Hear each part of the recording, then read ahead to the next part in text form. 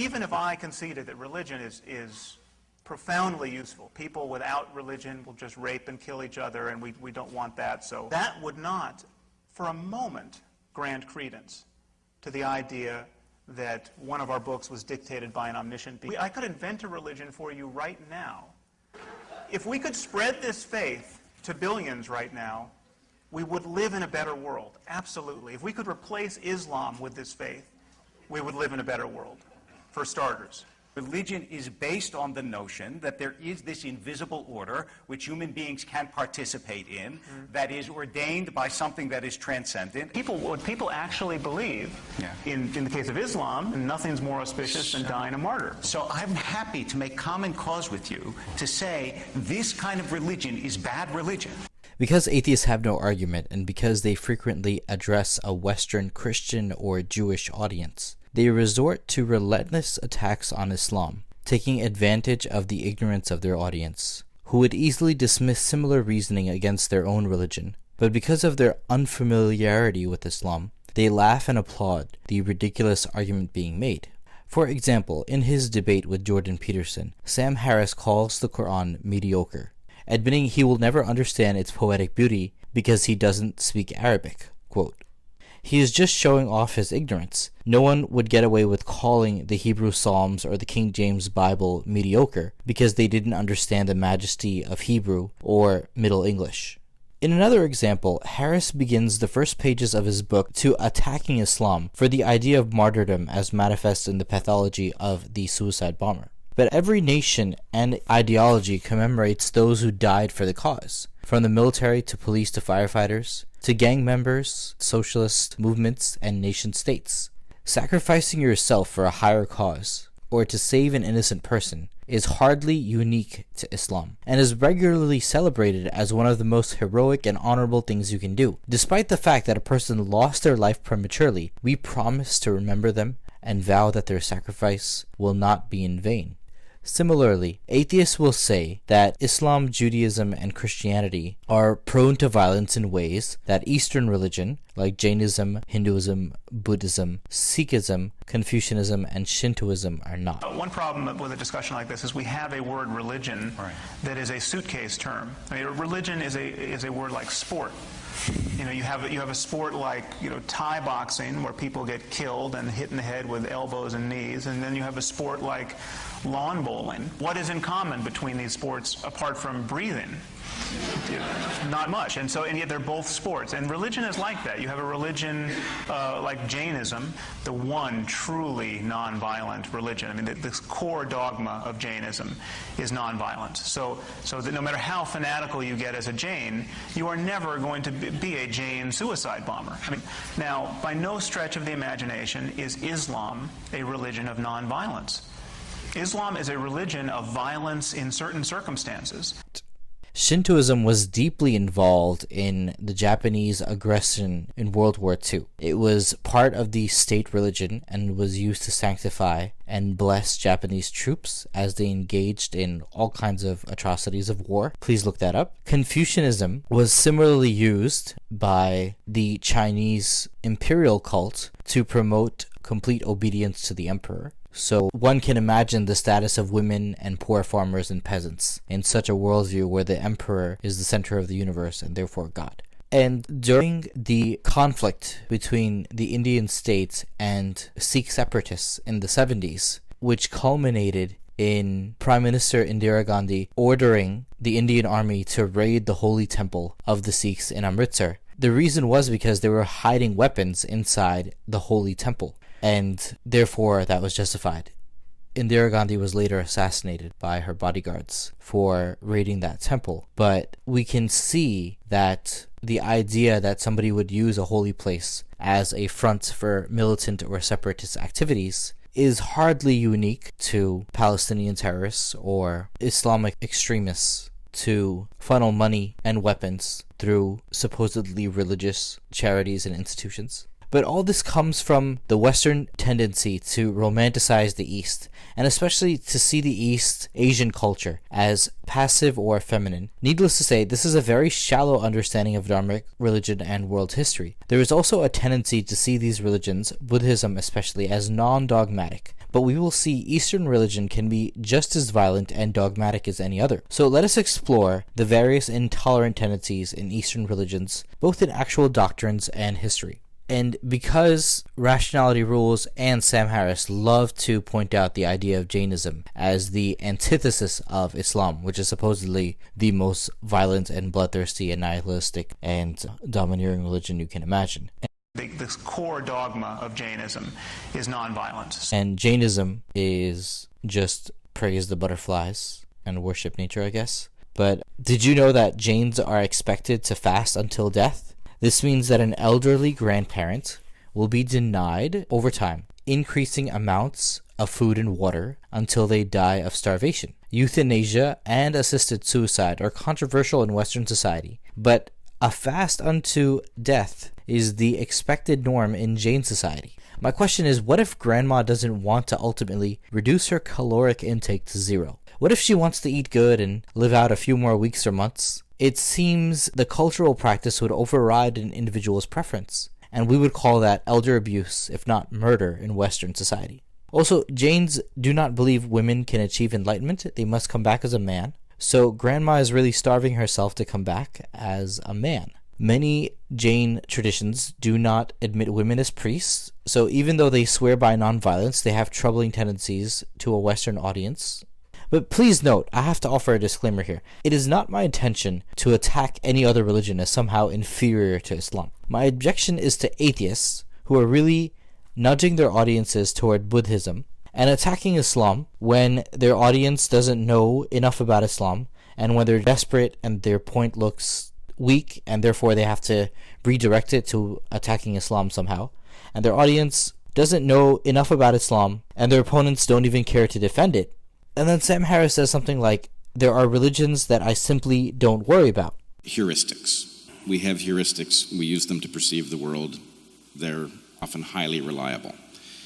I mean, if you decided to learn to drive and you got into the car and they said, okay, well, it's all quarks out there, right? You need to understand how quarks interact with each other. Not useful. What you need are some heuristics in which you can stipulate that there's something called a vehicle out there and you don't have to be overly precise about what it is and you learn to avoid it. The heuristics vary a lot in quality. Some of them are really good. The periodic tables are really good.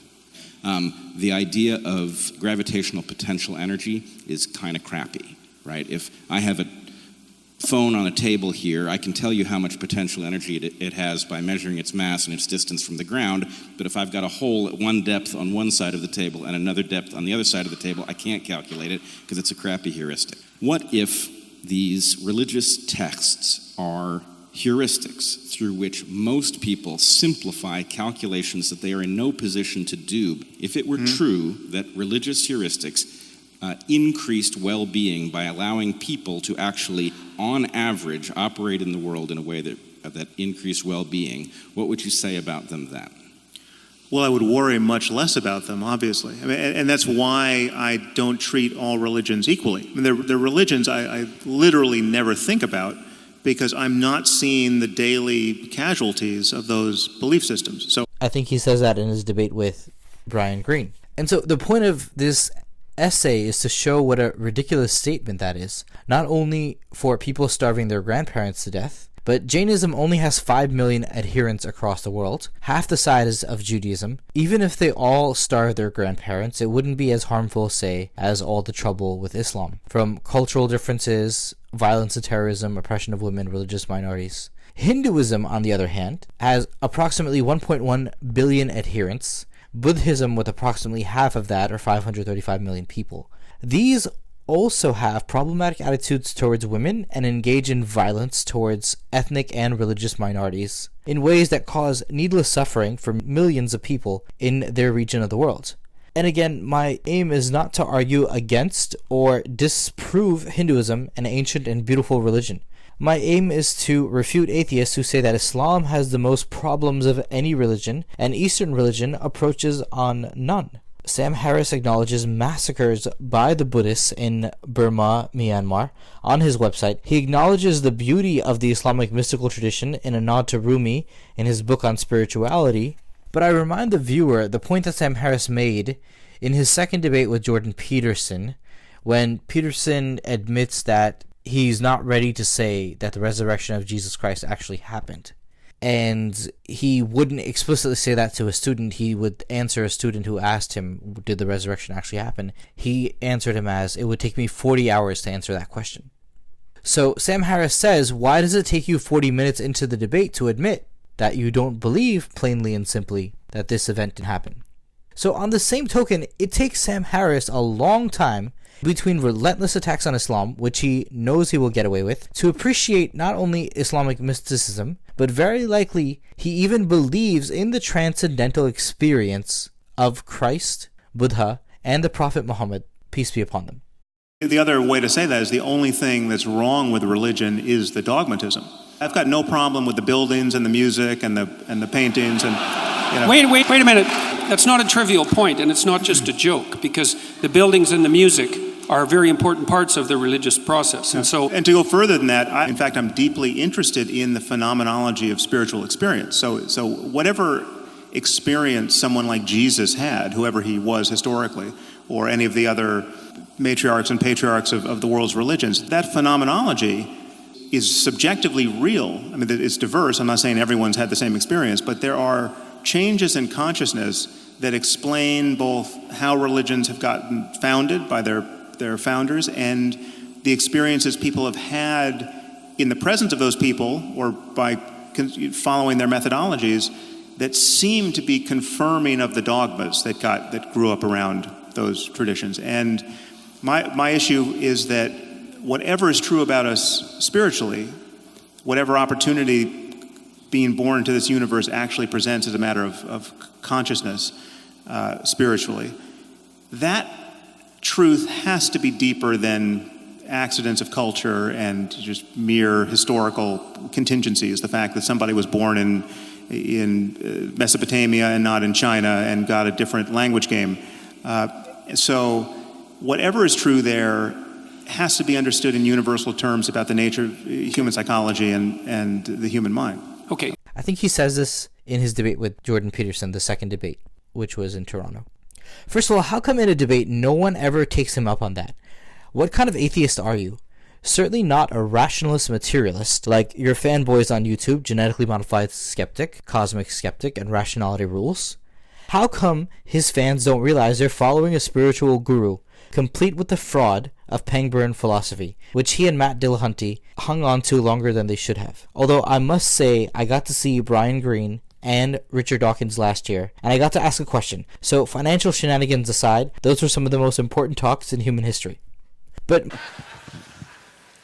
thank you very much for both coming out and the lively discussion.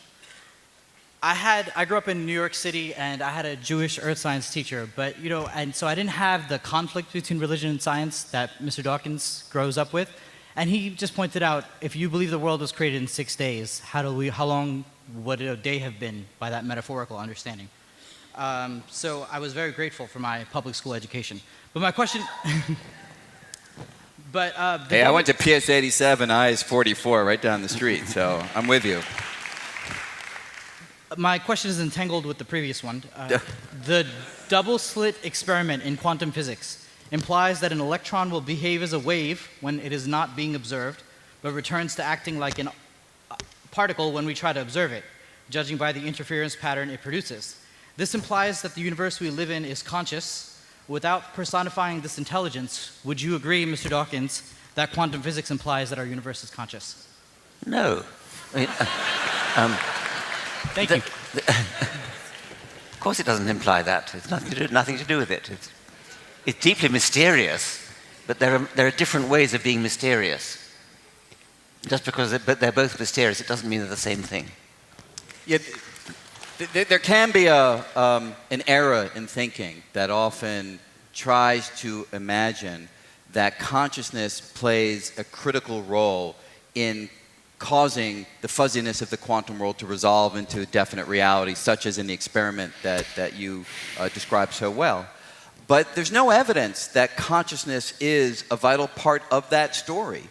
We believe, I mean, there were people in the 30s and 40s who put this idea forward. And it's very hard to rule it out, just like it's hard to rule out many things in the world, because we always bring consciousness to bear on any data that we look at, that we become aware of, that we can speak of. Consciousness is part of it. You could say, therefore, consciousness was part of ensuring that that reality arose. But as far as we know, it doesn't need to be consciousness that brings a definite reality. It doesn't need a physicist with a PhD. It could be a mouse could do it. It could be a dust mote that could do it. It's any kind of interaction. It could be a photon in the microwave background radiation that bangs into the electron, and that forces it to snap to attention. So I don't see any direct role for consciousness, but who knows? We could be wrong. My point again stands is that if you believe that every religion has at its root a legitimate mystical experience, and the founder of every religion was not simply a quack or a charlatan, but he legitimately may have had a mystical state or a experience unlocked within his brain that allowed him or her to tap into something deeper than themselves. So if you believe that, then why would you say something ridiculous like there are some religions I don't worry about?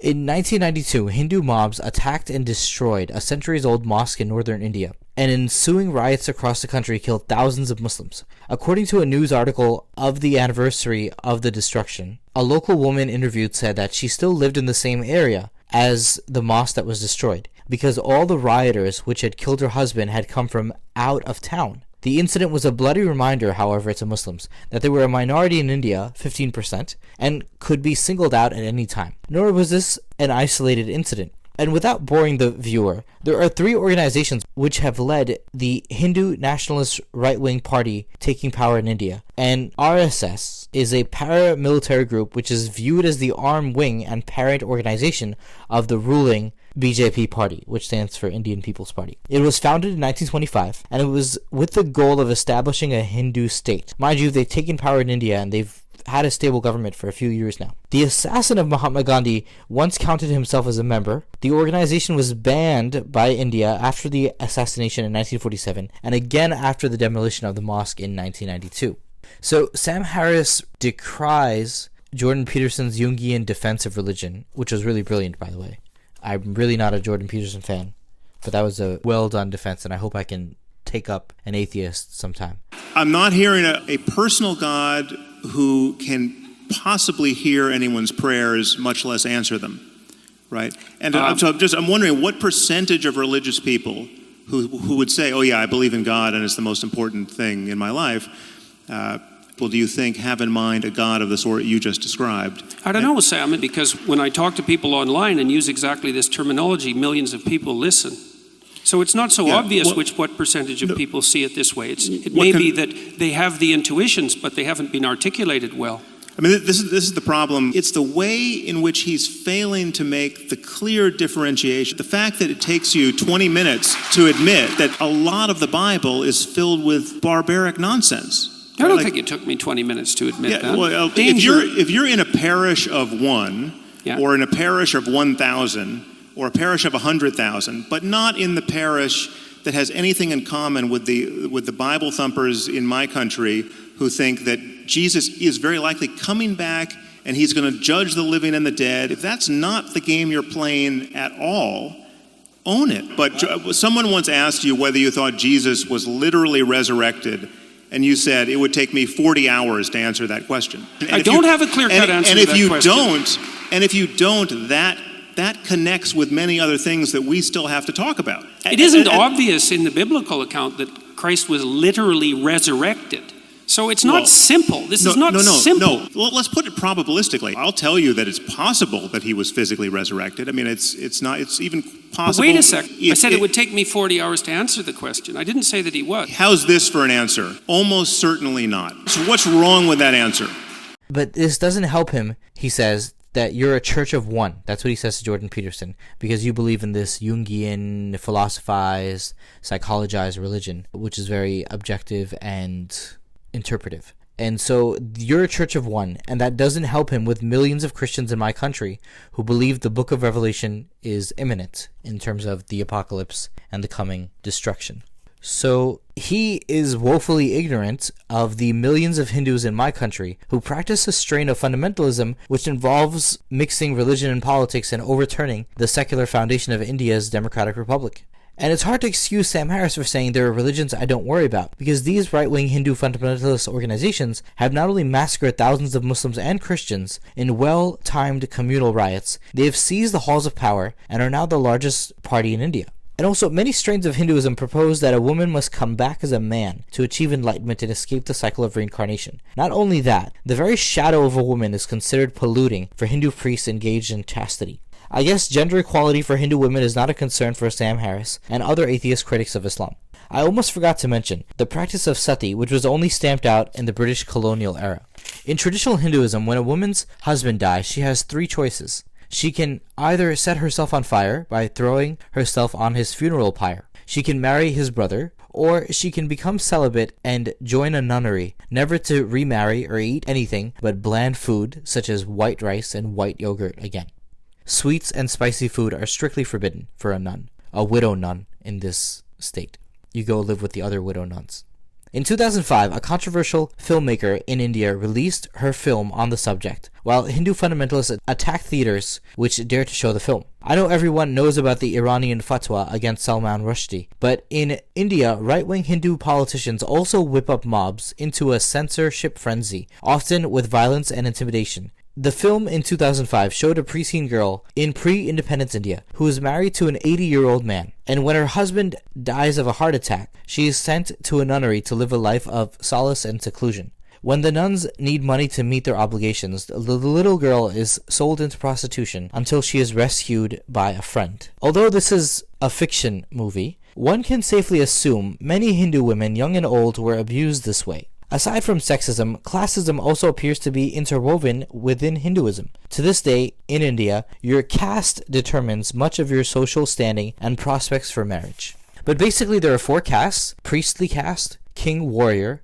merchant and artisan, and laborer. And then there are the outcasts, responsible for menial labor such as sweeping the streets, cleaning the latrines. Not only then are you born with your caste and professional employment opportunities limited to dirty jobs if you're an untouchable, but those who are the outcasts, children of outcasts, cannot share food with or drink from the same well of water as other Hindus. This is how Hinduism has been practiced for millennia, and it is still adhered to by most Hindus today. So while atheists attack Islam as embodying the worst of religion, they claim ignorantly that Eastern religions are naturally more enlightened and egalitarian, when in fact, gender equality and social egalitarianism is pretty much non-existent in the strictest reading of Hindu religious beliefs and practices. I think it's patently unfair because since Islam does not require a woman to set herself on fire if her husband dies, it is ahead of Hinduism on gender rights. Muslim women could divorce and had property rights in the 8th century, and since it does not enshrine economic classes into permanent racial strata, it is ahead of Hinduism on racial equality. Buddhism. You may think it is hard to attack Buddhism, but Penn and Teller did a great episode on the Dalai Lama in their famous libertarian series on Showtime. But basically, the episode's criticism is this. Before it was a subjugated province of China, the Dalai Lama ruled Tibet as a feudal fiefdom, with Tibetan peasants worshipping the Dalai Lama as a god king, and forced to work for free, building palaces in the mountains for their Buddha reincarnate king. When Shirley MacLaine, Sharon Stone, and Steven Seagal attend the same event, it's bound to be a stunning display of gullibility. Ladies and gentlemen, I have the honor to introduce Tenzin Gyatso, the 14th Dalai Lama. Hey, wait a sec. The very purpose of our life is happiness. Ever since these Tibetans fled their homeland at the threat of the communist Chinese in 1959, their leader, the Dalai Lama, has been traveling the globe with a trite greeting card philosophy and a warm smile, desperately trying to enlist help in his quest to free Tibet and return to power. I believe, you see, every human being have the potential to develop compassion.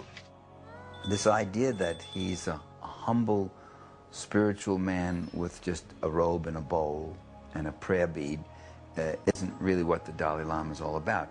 He headed a social system that was exploitative, terribly unequal, and terribly brutal. Tibet was Shangri-La. That is, if you were the Dalai Lama. No wonder he wants it back. He had a palace and a pile of servants. The rest of the Tibetans lived in huts and ate roast barley meal and yak butter tea. You had a privileged priest class living in utter luxury and opulence, and you had a mass of serfs living in utter misery. And if you broke the law, then torture and mutilation, including eye gouging, the pulling out of tongues, and even disemboweling were reportedly common punishments. Since Mr. Lama has been run out of Tibet, the Chinese have introduced secular education, running water, and electricity. So maybe life is a bit better on the ground there. Of course, the Chinese have also thrown thousands into labor camps and prisons, stomped as much free speech as possible. Then there's that whole fucked up communism thing. But if you ask Tenzin Gyatso, DBA Lama, His Holiness will tell you that he must return to power for the good of his people.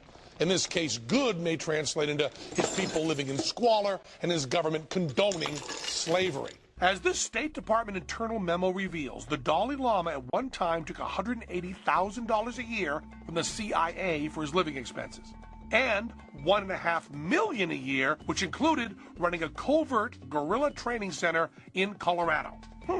Maybe they were non-violent covert guerrillas. Violence and telling lies, cheating, these, I believe, basically against human nature. To be fair, the robed one isn't taking money from the CIA any longer. Once people found out, it became a bit of a PR problem. So with no more handouts from government bureaucrats, the Dalai Lama had to find a group of people even more gullible. Hey, there's Richard Gere. The only thing that is of great importance in my life is to try to become a better human being, to ease the suffering of others and make the world a better place. I don't care about power or fame or money. That's easier to say when you're rich, famous, and powerful. Many Tibetan kings and monks were exceedingly cruel to their starving and broken people. Buddhism may have nonviolence at its core, but Buddhist kings and prior lamas were guilty of corruption and slave labor before the modern era. Abuses of power, which any culture can fall into. Buddhist Sinhalese in Sri Lanka massacred and interned thousands of Tamil Hindus in their war on the Tamil Tigers. And Sam Harris has written about the massacre of the Rohingya Muslims in Myanmar on his website. But I guess the image of Buddhist monks leading ethnic riots against Muslims escapes him. He's an incredibly well-informed person. He knows all this, but he still uses attacks on Islam as his main fallback argument in any debate, while maintaining that there are religions he doesn't worry about, because one is simply worse than the rest. And he does it because he can get away with it, because anyone he is debating with will gladly agree that Islam is worse than their religion. Islam is worse than the rest, while hand-waving similar history and attitudes in other religions. It is important to note here, when Hindu nationalists in India or genocidal Buddhists in Sri Lanka and Myanmar go marching against ethnic and religious minorities, it is not couched in the secular language of national territory or linguistic unity. Hindu mobs attacking Muslims invoke the mythology of Hindu epic warriors, with the motto that they are defending the true faith. Dharma defends those who defend Dharma. In other words, communal violence being couched in the language of religion, ethnic cleansing in the name of religious consecration. They're killing Muslims and others, such as liberal filmmakers, with the same religious intensity as the 9/11 hijackers. Thus, I hope you can see why I find it outrageous to say, after making a career out of criticizing Islam, you say there are religions you don't worry about. You either romanticize Eastern religion because you have not studied them, or you ignore parts of culture and history you don't like, so you can continue to make a gig out of attacking Islam, uniting neoconservative hawks with Islamophobes, and the alt-right, all the while making specious arguments claiming you're just thinking out loud, defending Western civilization. And I just want to elaborate again. If they had religious experiences, unconscious revelations, or otherwise a holistic understanding tapping into some part of the brain we don't normally use, you have to admit then, there was a legitimate reason for people to congregate around that wise man or wise woman as a visionary for society, to lift their society up at the time. That is how religion started, a visionary with a better model for his or her people. It is sustained by the saints who continue to exist in our age. But if you concede the founder of each religion had some kind of profound mystical experience, then it is only right that people teach their children about such a person. Culture grounds its morality in this tradition, and civilization revolves around the worship or reverence of such persons. Your argument against religion is deconstructed. Now, I don't want to be accused of hand-waving anything, so I'm going to directly address the statistics that Rationality Rules brought up. And this chapter is going to be called Lies, Damn Lies, and Statistics. British Prime Minister Benjamin Disraeli said, "There are three kinds of lies: lies, damn lies, and statistics."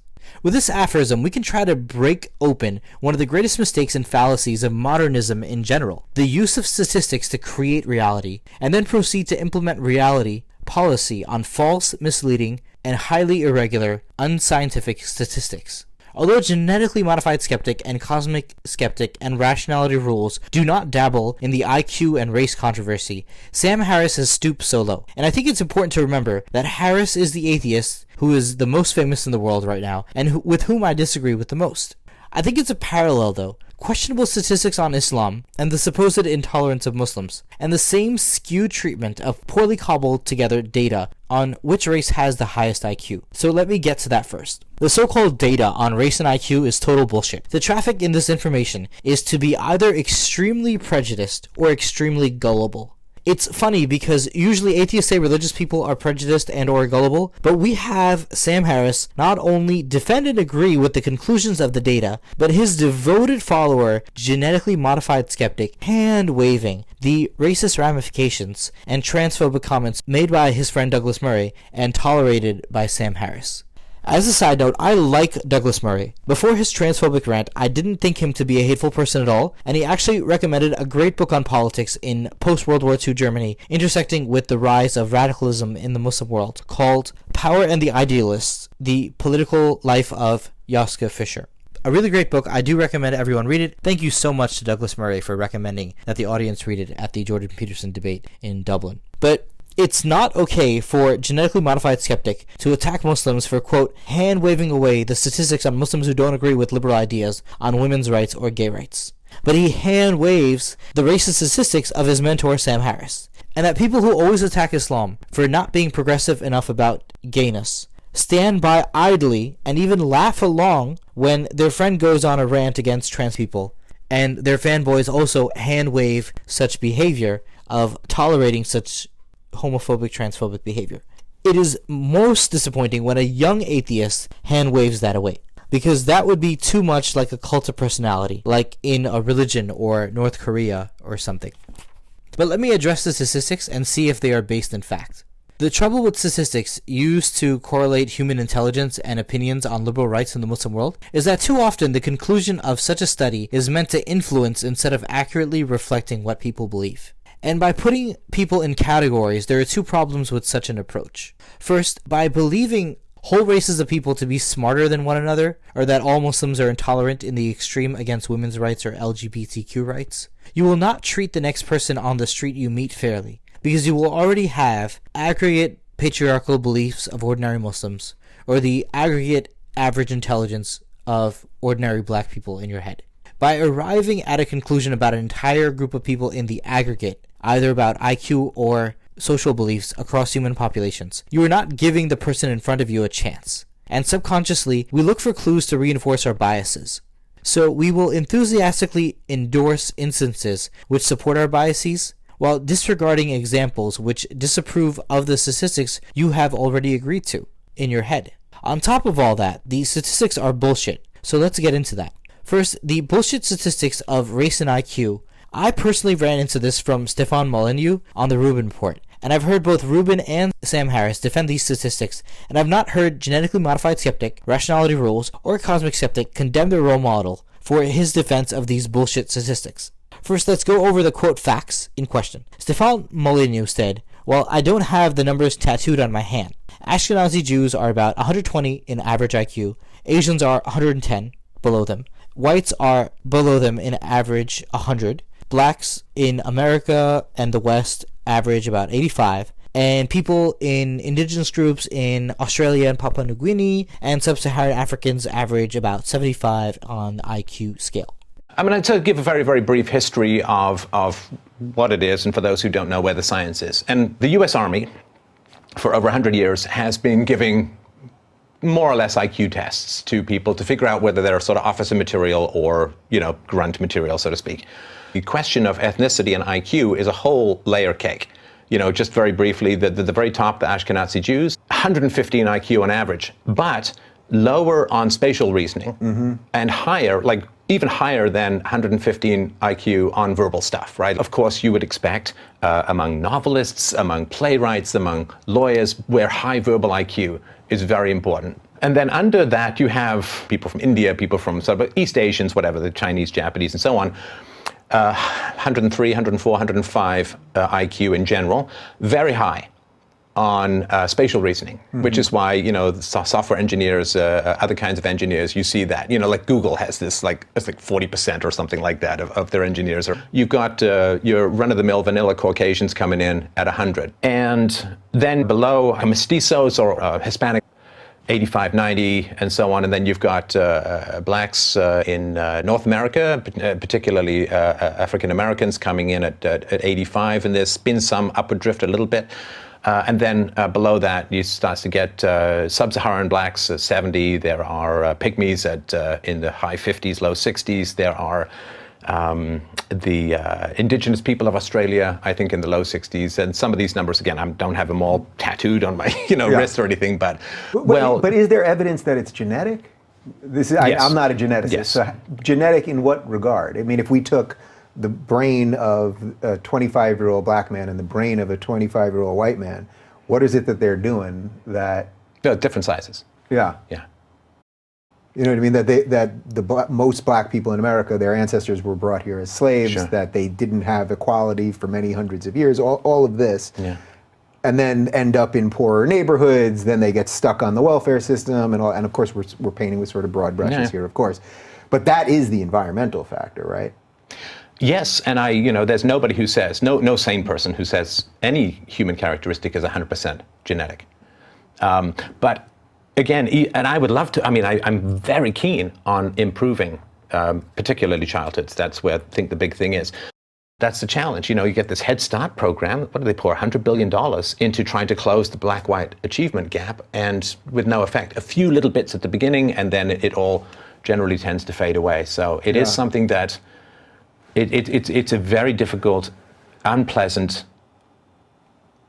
challenging phenomenon when we have different IQs, and we haven't even talked about male-female, which again is a whole other challenge to sort of absorb and understand. But this is science. IQ is a very, very good measure. It's one of the few metrics in the social sciences that is, measurable, empirical. It's predictable, right? Gosh, it would be, if I could, there are very few theories that would be absolutely fantastic for me to find disproven, because I've got a lot invested in my belief system, as everyone does. But boy, if somebody could come along with a way to say, it can be solved through this, or this is the cause, or whatever it is, right? That would be fantastic. But right now, and this came up in a conversation, I think, between Sam Harris and Charles Murray. Charles Murray was on his show talking about this.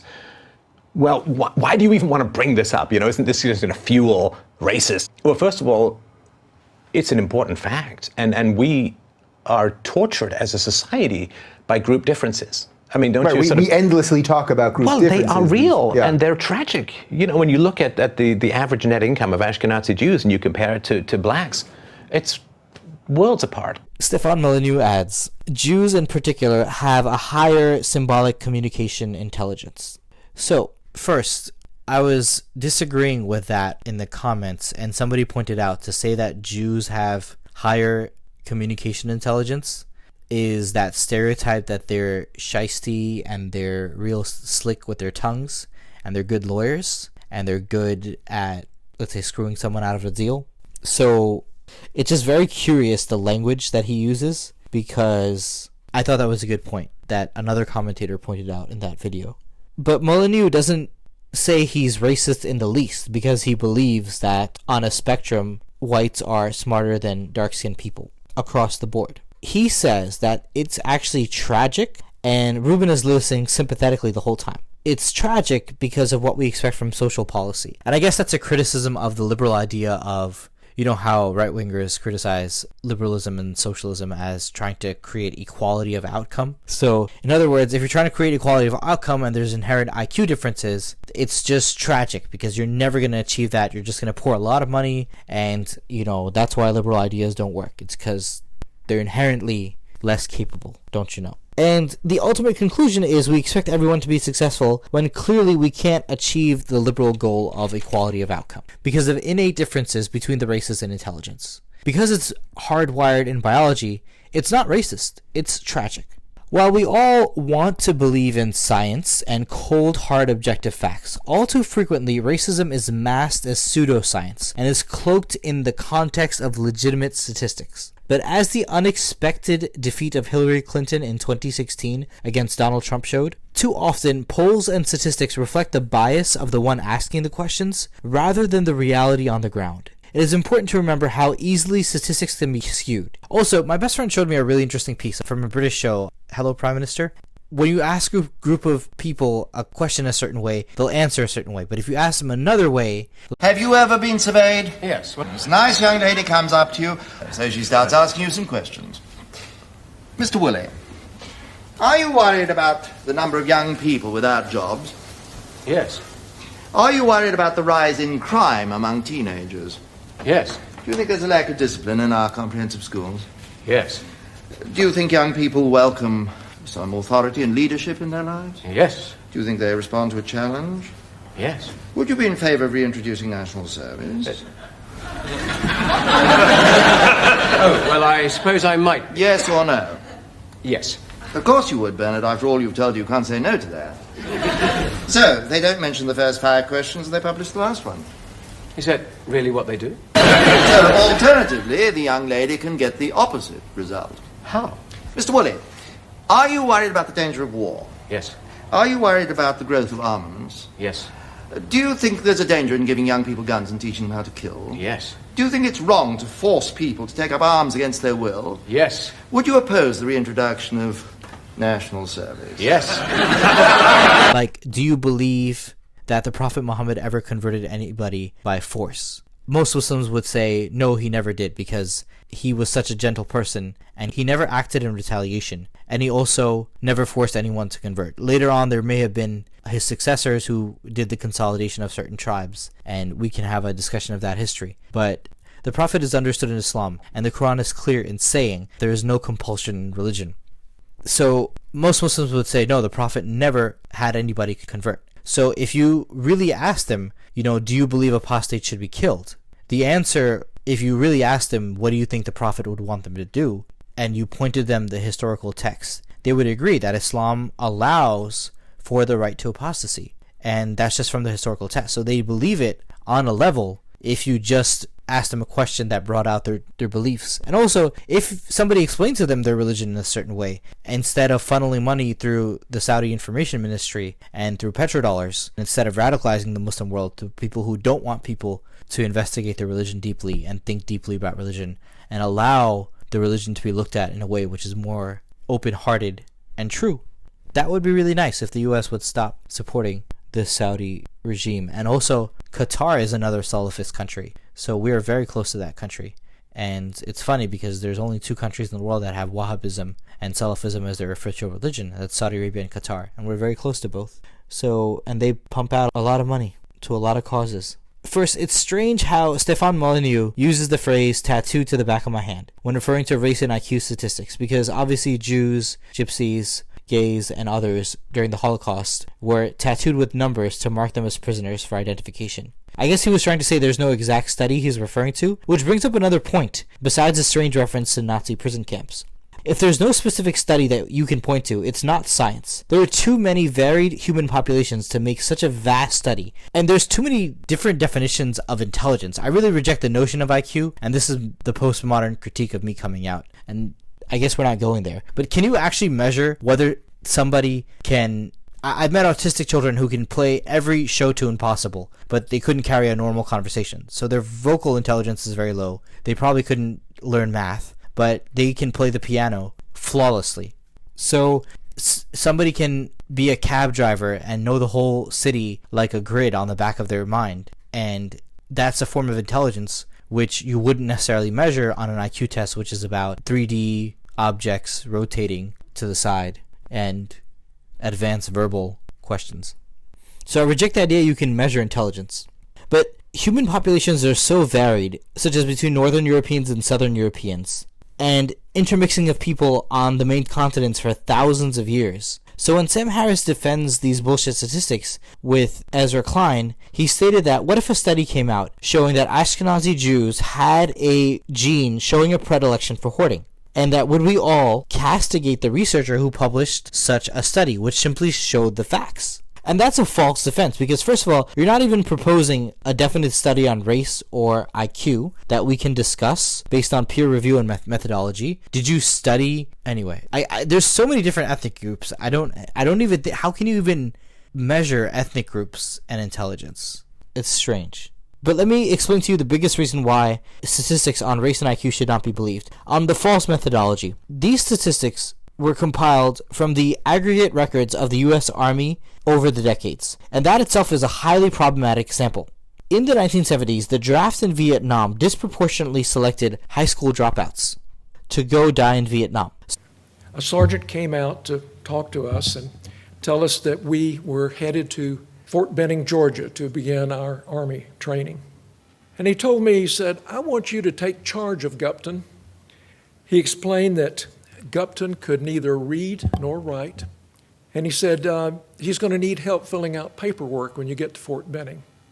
And then he said, make sure he doesn't get lost. He's one of McNamara's morons. Well, in a few weeks, I would learn that McNamara's morons was a term that many officers and sergeants used to refer to low IQ men who were taken into the armed forces under a special program devised by Robert McNamara, who was the Secretary of Defense. Well, Gupton and I traveled to Georgia, and along the way I tried to make small talk with him. I asked him what state he was from. He didn't know. I found out later that he was from Tennessee. He lived in one of the isolated poverty pockets in the eastern part of the state in the Appalachian Mountains. He didn't understand what basic training was all about. He didn't even know that America was at war.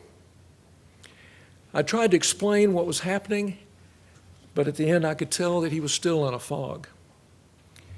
In basic training, he was virtually helpless. We had to make his bunk for him every morning because he could not make up his bunk to Army specifications.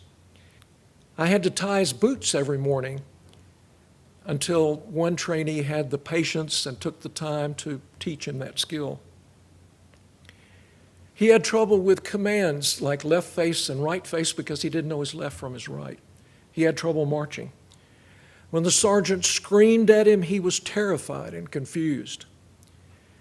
On the rifle range, he was erratic and dangerous with his handling his rifle, and the sergeants feared that he would accidentally shoot himself or someone else. Well, why in the world was such a man inducted? Later, I found out the historical background. During the Vietnam War, the U.S. government used the military draft to fill the ranks of the armed forces whenever there was a shortage of volunteers. In 1966, the war in Vietnam began to heat up, and more men were needed. How could McNamara and Lyndon Johnson round up enough men to send to war? Now, there were thousands of volunteers, but there weren't enough volunteers to fill all the slots that were needed. Johnson and McNamara could have drafted college boys, but they didn't want to do that because it would anger middle-class voters. McNamara and Johnson were desperate. How were they going to get the warm bodies they needed for the military? So they decided to induct men who had failed the mental test for entry into the armed forces. So obviously, if white kids had better access to education, and if the draft disproportionately targeted African American men who were unable to enroll in higher education or flee to Canada or served in a privileged role such as the Texas Air National Guard, Since the U.S. Army military archives are inflated against blacks in the U.S., those statistics are invalid. So let's dismantle the ranking of another group of the supposed race IQ hierarchy. Supposedly, Ashkenazi Jews are head and shoulders above everyone else. But that's a bit unfair, because that population is also known for having a lot of genetic anomalies. So you would be counting people with highly autistic intelligence, like someone who has Asperger's or a high intelligence, for example, Alan Turing in the movie Enigma and the real-life British scientist who invented the modern transistor to break the Nazi code used by the Enigma machine, played by Benedict Cumberbatch in the movie 2014. But people with extraordinarily, almost autistically brilliant intelligence. My objection is, if we're counting the upper edge of genetic anomalies, why or how could you not count the lower limit? The people with developmental disabilities and such. I'm not trying to be facetious here, but these race and IQ statistics are based on such skewed methodology, starting with your population sample set. People are so deluded by these race and IQ statistics. Mark Brahman, a white supremacist who was attempting to instill the worship of the Greek god Apollo as the hidden myth of white nationalism, and he has the backing of the most famous white nationalist Richard Spencer in this endeavor to worship the god Apollo. He even writes that he would consider breeding Jews with the Aryan, quote, stock in order to raise the overall IQ of his own, quote, Aryan people. So that's how funny it is that you have Nazis saying that we want Jewish DNA in our blood because it's been proven that Jews have higher IQ and we want Aryans to have high IQ. This is the danger with baddie statistics. People will go to baddie conclusions. Garbage in, garbage out. That's how the human mind works. Therefore, we have to be very, very careful whenever we talk about statistics, especially ones which would like us to conclude that entire swaths of people are somehow less than us, either intellectually or in their capacity for compassion and human reason. So please beware of statistics masquerading as facts.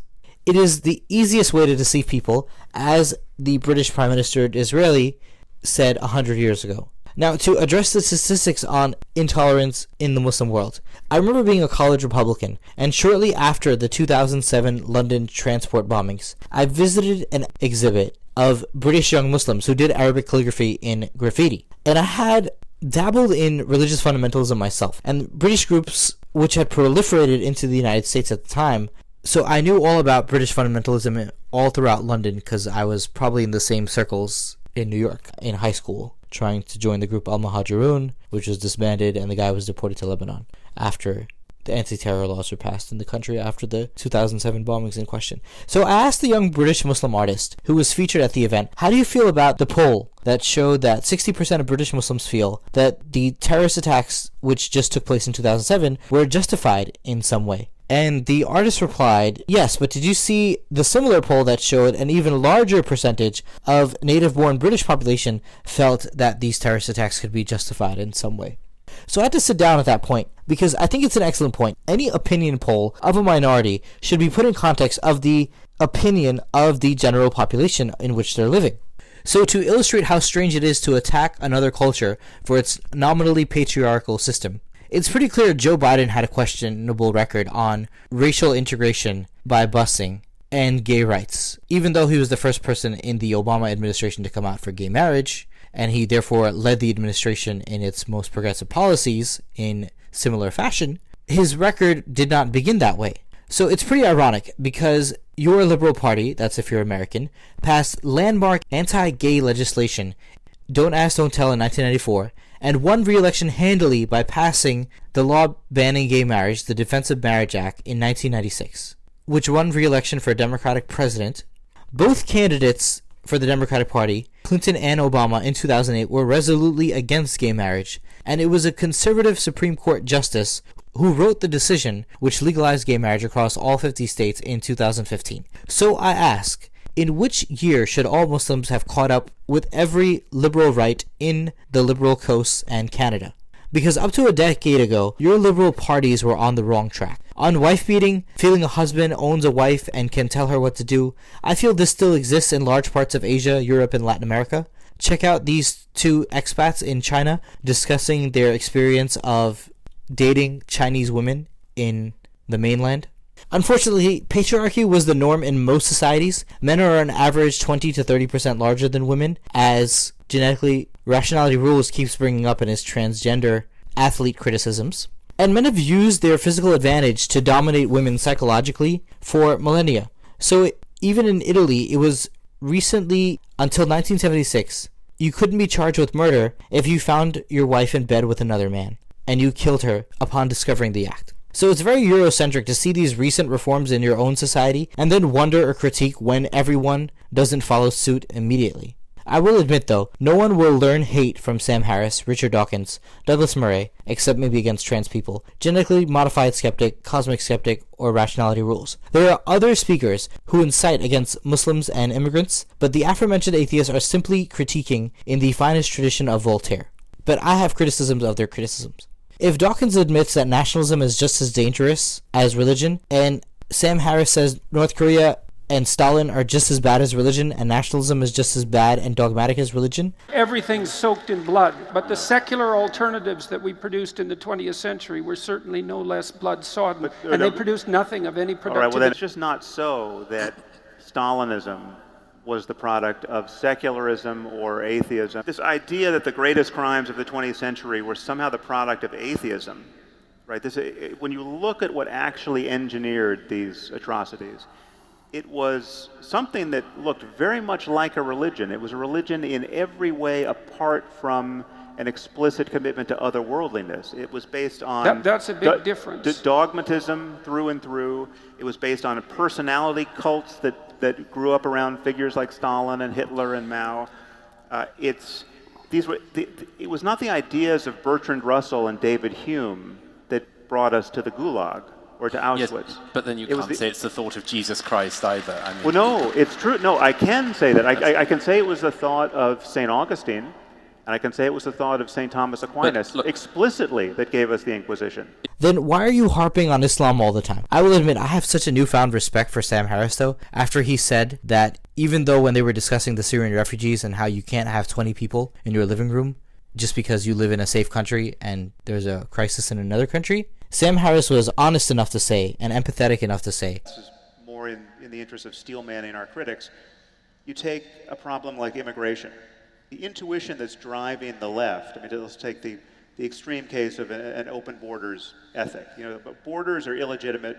Borders are just in principle a sign of selfishness and xenophobia and unearned privilege. None of us can take credit for the fact that we were born into the societies we're born into, and yet we have all of the advantages of having been born there. None of us are currently living through the civil war in Syria now, and that's a good thing for all of us. The concern here is that the moment you say, well, immigration is potentially a problem, right? We can't just throw open the borders to all of humanity, because what would happen is people would continue to cross those borders until the level of well-being in the developed world diminished so much that there was no reason to cross the borders anymore, right? I mean, it would be just like some principle of osmosis, right?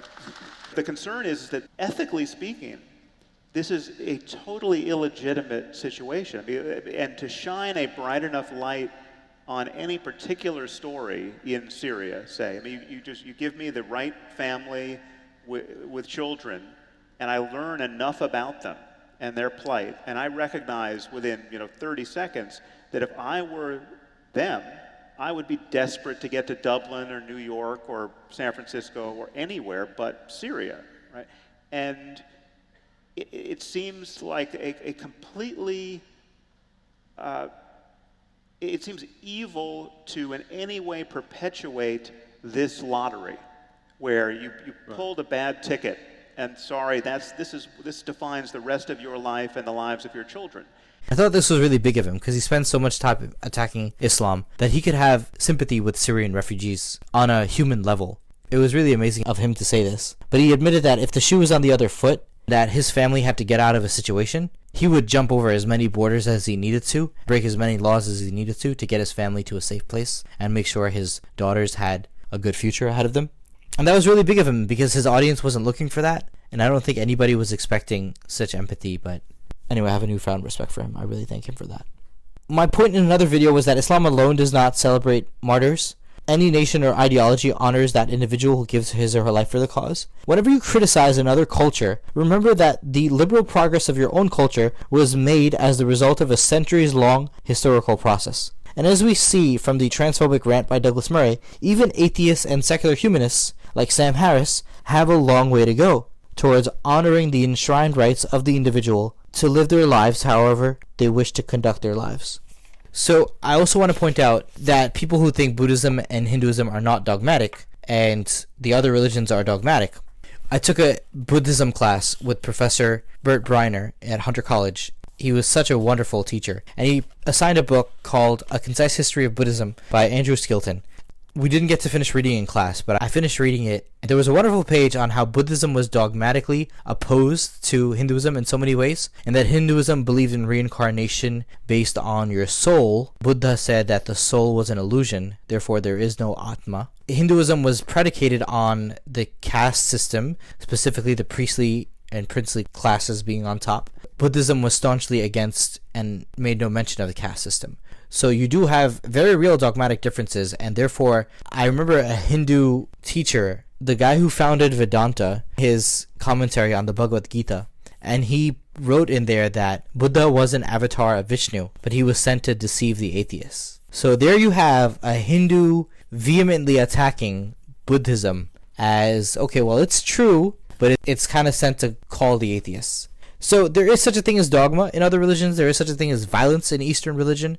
There is such a thing as intolerance and sexism and classism, and you can't just hand wave that. And our own society has a lot of progress to be made in terms of homophobia and transphobia. So remember that when you shine a light on Islam and you think we're all going to start hanging people for their sexual orientation. But thank you very much for listening, and please subscribe. Take care. This is often claimed, the idea that the Bible is just the best that was possible for that community in that period in history. You know, the 5th century BC was an age of such barbarism that Leviticus is really kind of it's like the U.S. Constitution, a brilliant document. It is not a brilliant document. It is an appalling guide to morality. Just think of how good a book would be if it were authored by the creator of the universe. I mean, there's not a single sentence in any book of the Bible that could not have been written by somebody living in the Iron Age. This is a problem for claiming that this is the best book we have. If you're living by Leviticus and Deuteronomy, you should be a good Jew for all time. Now, why are you not a good Jew for stoning your neighbor for working on the Sabbath today? Wouldn't you be on firmer ground if it were just unambiguously the most brilliant treatise on morality and just repudiated slavery? Not if the Bible was written thousands of years ago, no. No, but that would suggest it's divine authorship. No, because you have to have the idea is, can you create a book which an interpretive community for thousands of years would find nourishment and meaning in? And I know that you think that's easy, but I suspect it's more difficult than you think. Well, the bar is set just a little bit higher than they managed in Leviticus. We'll see how long the end of faith lasts. Okay. I don't know. Question over here.